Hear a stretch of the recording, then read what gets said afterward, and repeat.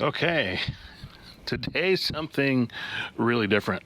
So this is my Frankenstein kind of handy gas plant. This is actually what used to be a 457G, which is just as a easy reference.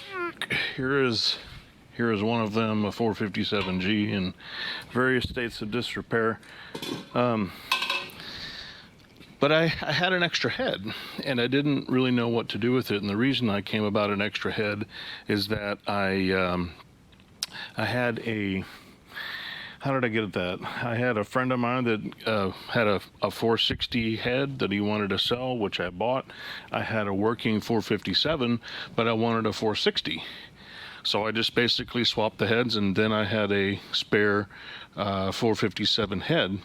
And it was just kind of sitting around not knowing really what to do with it. And then I did see some on Coleman Collectors Forum do this. And so I said, well, hot dang, this is a great way to make this thing into something useful, because it then becomes a very, very portable 35,000 BTU burner.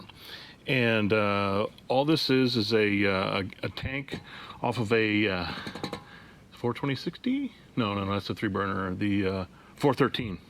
413 has a generator and a gas tip that is essentially the same diameter as the handy gas plant. So whereas this one has got a jet that is in it installed from the factory that is sized for a 2-burner stove, and actually it's the same size for the 3-burner stove, if you have a generator from your existing 457, you can pull the gas tip out of it. This is not the 457, that's what's currently installed here. Anyway, you can pull this gas tip out of the end of the stove generator, swap in the 457, and then it will deliver fuel at a rate of 35,000 BTU instead of probably something around 14 to 18 or something like that. I don't completely recall. So anyway, what we're going to do here, we're going to do two things. First, I got to do a little bit of maintenance on the generator, because when I tighten down the gas tip, as you can see from all the black soot here, I didn't get it down tightened enough. So I need to pull that out and tighten it. And after we do that, then we'll do a light up and show you how this thing works. And I've been using it a fair bit. I used it to brown my meat for chili. I did 4 pounds of chili meat, brisket chili. It's Texas, you know. 4 pounds of brisket chili, and I used a carbon steel pan, and I had this thing set on full go. So that's all 35,000 BTU of heat being delivered to the bottom of that pan. And let me tell you, it did a great job. It really, really worked well. It was like having a restaurant, of course, never really having worked in a restaurant before as a line cook or anything like that. So can't say for sure, but man, with that kind of heat and the size of pan I was using, it was awesome. It worked really, really well. The meat browned really great and had plenty of heat to get it to do its thing. And you can see also, these things love getting used. At the edge here, where it doesn't get used much, doesn't look that great. But everywhere where it was exposed to that high heat, man, the metal looks like new. I didn't do anything to it. It just did that on its own. So step number one is, honestly, this is just sitting in there, so there is nothing special about it, but you can see that's all is all kind of darkened up. So I'm going to clamp this up in the vise, and this is probably going to require a few spins off to the side, so that way we can kind of wrench this down a little bit and then stop all that leaking, and you don't have that extra flame peeking out of the generator. So I'm just putting some of that gassic material that I commonly use as a way just to keep from marring up the tube too much. The cool thing is, though, these are completely findable and replaceable. So even if you got a handy gas plant that you can't use anymore, like actually I think the one I picked up, that thing has been soldered. See if I can grab it up here. You can see where the base of this has rusted through and been soldered, right? So do you really want to have 2.5 gallons of gas at 30 psi resting against solder in a questionable tank? You might not, but if you still want to use your burner, this is the way to do it. So you can go and find a cheap stove, steal the tank, and pump off of it, and then you'll be good to go. And I was surprised. I got really good runtime out of this thing, and oh yeah, that was pretty loose. So that should tighten it up and prevent any kind of leaks. So yeah, I got good runtime. In fact, I filled it all the way up, did my 4 pounds of meat, and this tank is, man, it feels like it's still 3/4 full. So you'll get good runtime out of it. And then all I did on the bottom for this to hold it up, it's just a regular 1/2-inch pipe fitting. So what I'll do is I'll slide this back out, and I just bought a 1/2-inch pipe flange. So we can kind of, let's see, probably this might be the best way to see it, like this. See if I can get that angled in there. Hopefully that's low enough to see, but there's just a pipe flange down there and a close couple pipe nipple, and it's just screwed down to the board. Now, you may want to maybe pick a metal surface. This was kind of a proof of concept, but honestly, the heat shield here, it doesn't seem to get too hot. I just put a piece of 2x4 on here with a little piece of masonite to shim it up.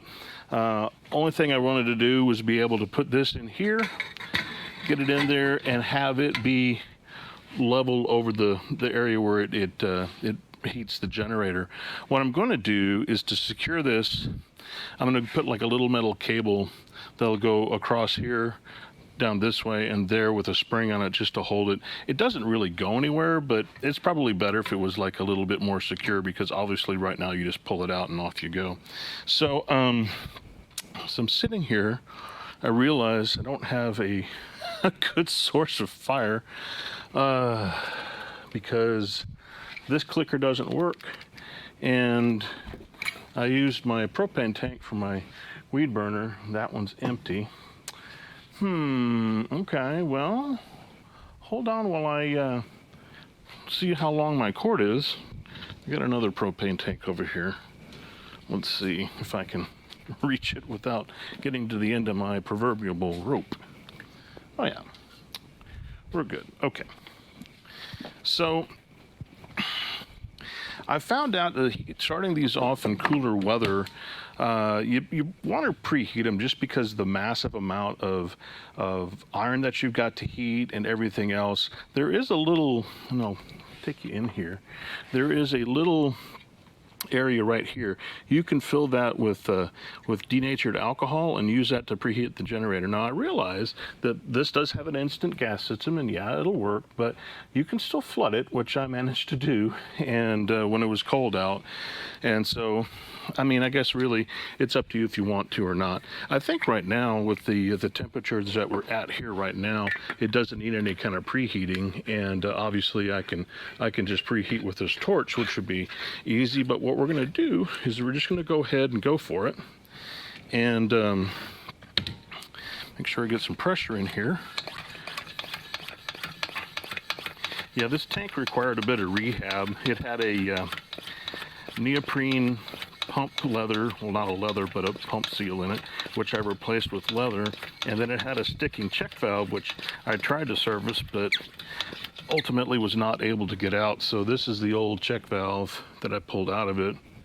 It rattles, but it still leaks no matter what I've done to it.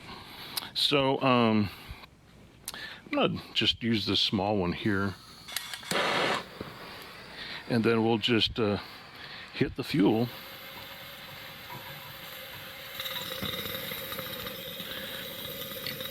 So this is with the lever in the up position, so it's getting air and fuel at the moment. You can hear it kind of sputtering initially, and that sputtering slows down pretty quickly. When you hear that sputtering stop, like you're kind of hearing now, you don't really hear any sputtering. There's a very good chance that you're probably hot enough to switch it to down to burn.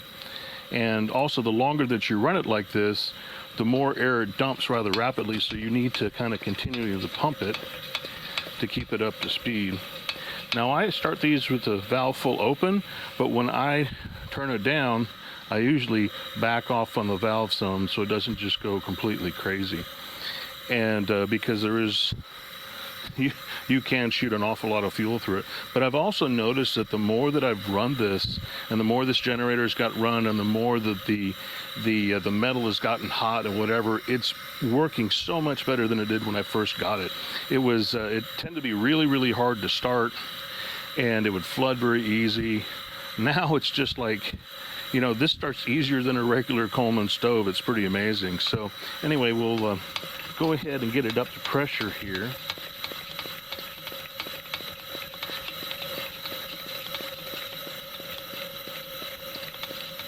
That's probably pretty good.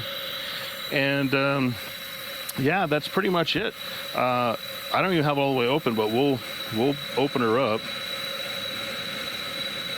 And you can see that that's pretty much the full 35,000 BTU right there. And when you open them up, it takes a moment for the generator to catch up, which is why you see some of that yellow flame in there. But yeah, I can't really hardly hold my hand up here because it's, and you can't see probably how high I'm holding it up, but several feet above it. It's just too hot to hold it anywhere closer. But you can throttle it down reasonably good. That's about as low as you're going to get it. So there is that bit. If you want a low flame, then you may want to think actually about putting the original stove generator in there, because that will give you more low-end control. But if you're using this thing as a beast, like you probably should be, like heating great big pots of water or something like that, you're going to want to be able to do this kind of stuff. So yeah, that's it. Here, let's take a little closer look here. But yeah, it's pretty awesome. And with these generators being freely available, and even though we're running like a ton of fuel out of this thing now, like this generator's probably wondering, like, this has never happened to me before. I've been running just ethanol-free pump gas in them, and because they do consume a bit. But hey, if you don't want to worry about that, if you're concerned about chemicals and additives, then go ahead and stick with the Coleman. I mean, it'll just, it'll consume it. Although this was reasonably good on fuel, but yeah, it's pretty awesome. It's really something to see, and having this kind of power at your fingertips is just awesome, especially for cooking and going out to a campsite. If you're going to do like any kind of a boil, yeah, this is just great stuff. So anyway, that is pretty much the light up experience today. I can see that the iron on the grate there is already starting to glow, but we're going to turn this down just a little bit. Oh yeah, one other thing is that when I do shut these off, I kind of follow the same procedure as you do with the handy gas plants. You put the lever back up to the light position. That starts mixing air with that fuel, and it starts getting, it hopefully starts kind of calming the flame down a little bit, and you have less fuel that's in the generator to off gas after you shut it out. See, now here it's starting to kind of pulse a little bit, and it's almost going to go out by itself. Okay, so we're going. This is looking really good. It's slowing down nice, so I'm just going to go ahead and turn it right off. Okay, so now when I do that, because you got to remember, this is where the fuel shutoff valve is, and this is how long the generator is. So that is still full of some amount of fuel, even though you have to shut the generator, so that has to boil off. That's what causes that post-shutdown smell of gasoline vapor or white gas vapor or whatever you happen to be burning. So when you do this and you finish off with the put it in the up to start position, most of that fuel, because like out here, it's still liquid. It's still liquid out here. It only starts to vaporize when it gets over the heat. So what happens is that we start pushing that air through there from that startup procedure, which then gets a whole lot less fuel in that line. And then when you shut it off, there's virtually no smell whatsoever. So that's just kind of a cool tip that you can use for even your regular 413s, 426s, and sorry. Yeah, 420 and 413 and 425, that's it. So anyway, that is the That is the Franken handy gas plant, or mini handy gas plant, as I've been calling it. It's a really neat way to use something, especially if you have an orphan head. If you have a chance just to buy a head and you never really wanted a handy gas plant, you might look into doing something like this, because it certainly is pretty cool, and it really does a nice job. And it's actually more economic on fuel than I thought it was. There was still quite a bit of fuel left in here after I had finished using it. But that is the one for today. So hey, I've been getting lots of good comments, also people really enjoying the videos, everything else. I'm happy to see that. I'm happy that people are learning, picking up a little bit more about how to use and service and maintain their Coleman equipment. And it gives me a lot of joy to see people really getting into that and saying, hey, this is really great tips and all that. So if you like it all, hey, subscribe to the channel. You'll get all the updates and anything that I post something new. And of course, it helps me out too, right? Because we're just past the 700 subscriber mark. I think today is actually the second year of this channel, and we're trying to get to that magical 1,000 subscribers, but it is a long haul, and at the rate we're going now, it's going to take quite a while. So hey, if you like it, please subscribe. You know, if you don't, well, that's fine. I won't be mad. Thanks so much. Until next time, keep them lit.